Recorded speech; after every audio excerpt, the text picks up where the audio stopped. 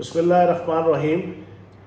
2-3 दिन पहले वफाकी बजट प्राइम मिनिस्टर की इम्पोर्टेड हुकूमत की तरफ से पेश किया गया और पेश करने वाले मुफ्ता इस्माइल साहब थे, जिनकी कंपनी पिछले 4 साल पीटीआई की हुकूमत में हर आने वाले साल का प्रॉफिट अरबों में पिछले साल की निस्बत ज़्यादा होता था। उन्होंने बजट पेश किया और बताने वाले ये बताते हैं कि ये बजट एब्सोल्युटली अल्फाज का गोरख धंधा नहीं, क्योंकि अल्फाज का गोरख धंधा तो हर बजट पेश होने पे अपोजिशन कहती है। ये बुनियादी तौर पे आईएमएफ को बेवकूफ़ बनाने के लिए, आईएमएफ से मफाद हासिल करने के लिए, आईएमएफ का बेल आउट पैकेज हासिल करने के लिए एक इंतहाई बेढंगा और बेतुका एक बजट पेश किया गया है जिसकी कोई बेस ही नहीं है। इनके पास पैसा ही कुछ नहीं है। वो एक मुहावरा है ना, जेब में नहीं है ढेला, देखने चले हैं मेला, पल्ले कुछ है ही नहीं है। तो ये कहाँ से ये बजट बनाने लगे, ये कहाँ से ये फिगर्स पेश कर रहे हैं कि इतना पैसा यहाँ लगाएंगे, इतना वहाँ लगाएंगे, इतना यहाँ से हासिल होगा, इतना वहाँ से हासिल होगा। अभी तक की सूरत हाल ये कि इन्होंने 60 रुपया पेट्रोलियम की मसनूआत महंगी की हैं तो ये कोई पैसा जनरेट करने के काबिल हुए।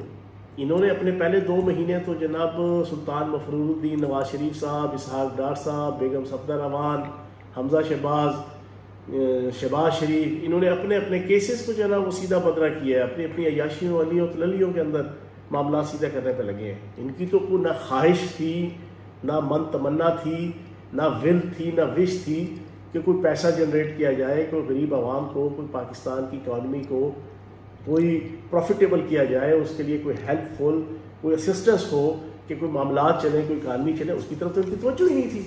तवज्जो तो टोटल अपनी अलियाँ तलियाँ, अपने केसेस को सीधा बदरा करना और मामला ठीक करना अपने ज़ाती। अब इन्होंने 60 रुपया पेट्रोल की कीमत बढ़ाया तो कुछ थोड़ा सा इनके जनाब पाकिस्तान की इकॉनमी और पाकिस्तान की रियासत को कुछ पैसे इकट्ठे होना शुरू हुए हैं, लेकिन अवाम का खून निचोड़ के, गरीब का नहीं, अमीर का भी खून निचोड़ के। अब ये कौन सा बजट पेश कर रहे हैं? अब देख लें, सबसे बड़ा ब्लंडर। मैं हैरान हूं कि इतना फन्ने खान नन्हे खान आप बनते हैं, इतना टार्जन और $6 मिलियन मैन आप बनते हैं इमरान खान साहब के मुकाबले में। रत्ती बराबर भी अगर आपके अंदर प्रोफेशनल हया होती, रत्ती बराबर भी, जब 6% जीडीपी ग्रोथ रेट 5.97 2021-22 का आपके अपने इकोनॉमिक सर्वे रिपोर्ट के मुताबिक है, तो अगला 2022 और 23 में अगर आप इतने बड़े प्रोफेशनल रियासत को चलाने, हुकूमत को चलाने के अलमबरदार और इतने तजर्बाकार हैं, तो आपको 6.5 या 7% जीडीपी ग्रोथ रेट 2022-23 का रखना चाहिए था और ऐलान करना चाहिए था। बजट के अंदर क्या पेश किया गया कि अगला माली साल जीडीपी ग्रोथ रेट 5% होगी। मतलब है 6 से आप नीचे ला रहे हैं, दुनिया आगे जाती है, आप पीछे की तरफ ला रहे हैं। हालांकि 2020-21 का जीडीपी ग्रोथ रेट हमारी हुकूमत का वो 5.67 था। अब इस साल 5.97 है। अगर शहबाज शरीफ साहब और ये नून लीग इतनी तजर्बाकार हुकूमत है, 30-35 साल आपने हुकूमत की है, तो आप इसको 7% रखते और फिर 7% गेन भी करते, लेकिन जनाब 5%। दूसरी चीज जो इन्होंने ब्लंडर किया, शरह सूद जनाब 10% था, उसको तकरीबन 15% के करीब ले आए। आप मुझे ये बताएं किस तरीके से महंगाई कंट्रोल होगी, किस तरीके से कारोबार प्रॉफिटेबल होंगे जब एक कारोबारी शख्स 10% के बजाय 15% इंटरेस्ट रेट के ऊपर कर्जा लेगा, तो वो अपने उस इंटरेस्ट रेट को कवर करने के लिए अपनी कमोडिटीज की प्राइस के अंदर ही या उसको शामिल करेगा ना, और उस कमोडिटीज की जो प्राइस वो जो ना इंक्रीज करेगा, तो कंसिक्वेंटली उसका बर्डन किसके ऊपर पड़ेगा? एंड यूजर पे पड़ेगा, ग्राहक पे पड़ेगा, आम शख्स पे पड़ेगा, गरीब पे पड़ेगा। तो ये किस मुंह से कहते हैं कि ये गरीब परवर जनाब आपका बजट है? दूसरा ब्लंडर जनाब इन्होंने ये किया। तीसरा ब्लंडर, इन्होंने आपकी जो आमदनी के ऊपर जो टैक्सेस हैं, सैलरी पेशा जो लोग हैं, उसको टैक्स नेट बढ़ाने के लिए, टैक्स कलेक्शन बढ़ाने के लिए, वो जो बेचारा एक सैलरी पर्सन 16वें ग्रेड का, 15वें ग्रेड का, 17वें, 18वें, 19वें, 20वें ग्रेड का जो कोई दयानतदार शख्स नौकरी कर रहा है, उसको भी आप दयानतदार नहीं रखना चाहते। आप चाहते हैं कि वो भी बददियानत बने।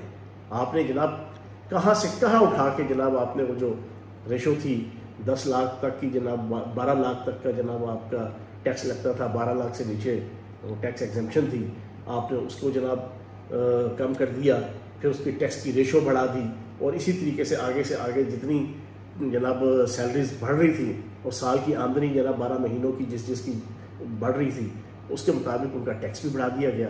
तो अब सैलरी पर्सन जो लाखों की तादाद में पाकिस्तान के अंदर हैं, बल्कि करोड़ों में आ जाते हैं, उन बेचारों के ऊपर मुफ्त का एक अजाब मुसल्लत कर दिया। और पंजाबी का मुहावरा है अथों भी तो पलथों भी। एक तरफ आप पेट्रोलियम मसनूआत में इजाफा करके 45% गैस के अंदर इजाफा कर दिया गया, 47% बिजली की जनाब टैरिफ के अंदर इजाफा कर दिया गया, और फिक्स टैरिफ लगा दिया गया।